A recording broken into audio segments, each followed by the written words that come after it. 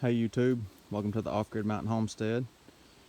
Today me and Mrs. Off-Grid are tying us up some corn to dry. We've got a piece of unistrut rack here, a 10-foot stick of it. Just support off a stump and hand trucks for now. We'll load this unistrut rack up with our tied corn and then put it under the tractor shed, hang it in the rafters to let it dry out of the weather. This is probably used for chicken feed because most of this corn is already dry and dented up and poor kernel formation, all that good stuff, bug bites, etc.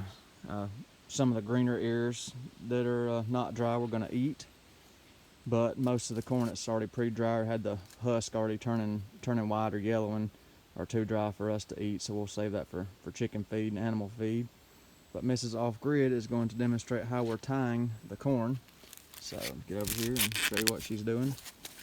Just stripping the husk back and pulling the silks out of it.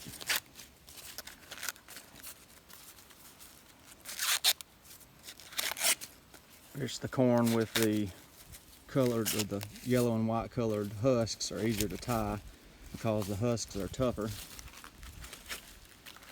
So she's just taking them, silking them, and then tying them in a knot. Just a simple, couple of granny knots with the husks.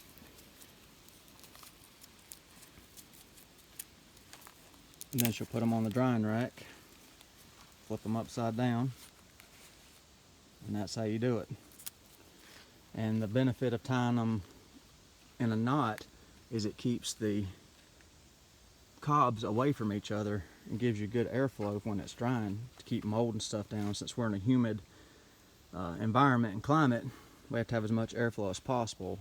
So the spacing that we have on the rack is pretty much what it's going to be when we hang it in the rafters. We'll just take this rack and just lift it up in the rafters and hang it.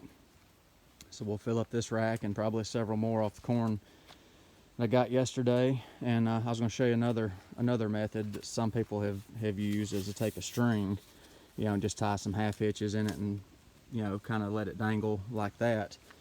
But I don't like the string method. It's slower, you waste string, and the corn's already got a pre-made string on the back of it and the husks.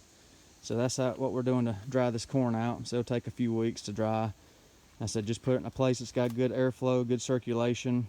And if you're going to consume it yourself, you have to be real careful of molds and mildews that may get on the corn. So you can take all the little dried pieces off, will help it dry faster. And any spots that have big time bug damage, you see any bug spots, whatever, you can kind of carve them out with your finger or your knife to try to help it all dry at the same time so you don't get any mold and mildew issues. Because some of the mildews and molds that set up on corn is very toxic to you.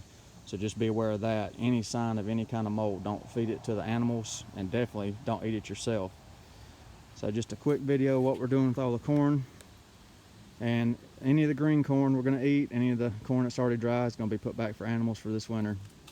Thanks for watching the Off-Grid Mountain Homestead. Stay tuned.